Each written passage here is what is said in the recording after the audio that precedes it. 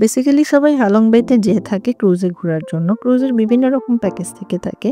ক্রুজের যেমন 2 night package, 1 night package, luxury package, day tour package, all kind of package এখানে available আছে, যেগুলো আপনারা গুগল সার্চ করলে পেয়ে যাবেন।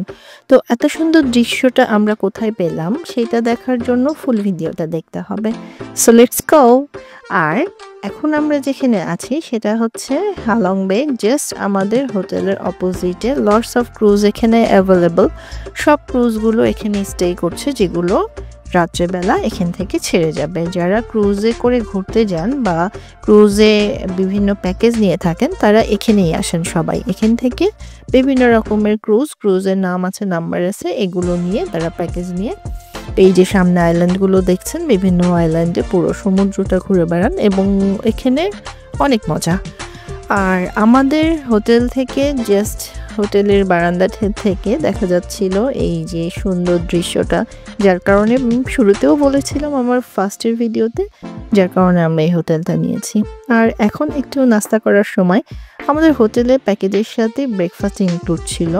ওদের এখানে ব্রেকফাস্টে তো সব সময় ফল ফ্রুটস থাকবেই, আর এই যে বয়েলড ভেজিটেবলগুলো এবং সব সময় ডিম, আর এই যে ভেজিটেবল রাইস, নুডলস, আর এই যে টোস্ট, এই ধরনের সব কিছু অ্যাভেলেবল অ্যাকচুয়ালি।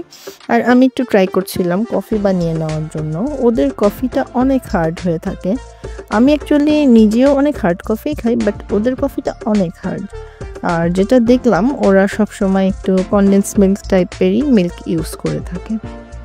তো কনডেন্স মিল্কে এমনি অনেক মিষ্টি থাকে, এক্সট্রা সুগার না নিলেও চলে, তারপরেও আমি একটু সুগার নিলাম। সব কিছু মিলিয়ে যখন কফিটা আমি রেডি করি অনেক হার্ড ছিল, সো টাফ, এটা সবাই অ্যাকচুয়ালি খেতে পারে না।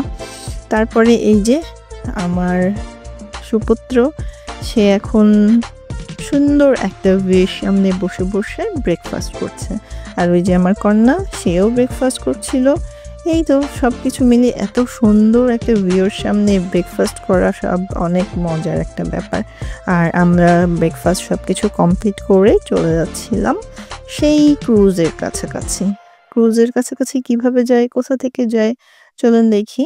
এই যে জায়গাটা দেখছেন, ওই যে বিল্ডিংটা দেখা যাচ্ছে, অনেক পুরনো একটা বিল্ডিং। এটা অ্যাকচুয়ালি ওই যে ক্রুজ স্টেশন ওদের। এখান থেকে সবাই যে গাড়ি পার্ক করে রেখেছে, ভিতরে যেয়ে ক্রুজে উঠতে হয়। তো সবকিছু অনেক সুন্দর, আকাশটা অনেক সুন্দর। অ্যাকচুয়ালি এই সময়টাই সবাই ভিয়েতনামে যায়, হালং বেতে যায় ক্রুজে ওঠার জন্য, ঘোরার জন্য। এখন ওয়েদারটা অনেক সুন্দর, অনেক নাইস। আমরা এই যে স্টেশনে চলে গেছি। এটার ভিতরে একটা পার্ল পার্ল শপ আছে, পুরোটাতেই পার্ল শপ। পার্ল কিভাবে ওটা তৈরি করে বা সবকিছু ডিটেলস আছে এখানে। আমরা নেক্সট ভিডিওতে যেটা দেখাবো আপনাদেরকে।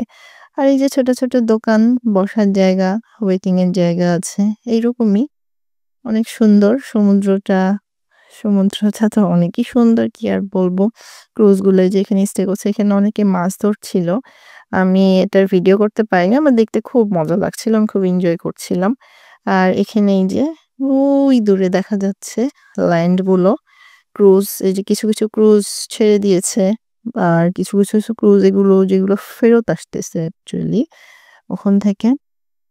এই তো অনেক সুন্দর, অনেক ভালো লাগছিল দেখতে। আর আপনারা যারা প্যাকেজ নিতে চান এটা দেখতে পারেন। ওদের $110 থেকে শুরু করে অনেক লাক্সারি প্যাকেজও আছে। স্টার্টিংটা $110 অ্যাকচুয়ালি। আর এভাবেই শেষ হয়ে গেল আমাদের হালং বে ডেজ। অনেক সুন্দর, অনেক মজাদার এবং অনেক এনজয়িং একটা ডে পালন করলাম আমরা। অনেক মজা করেছি। আর সবকিছু মিলিয়ে এখানেই আল্লাহ হাফেজ। দেখা হবে নেক্সট ভিডিওতে। Thanks for watching.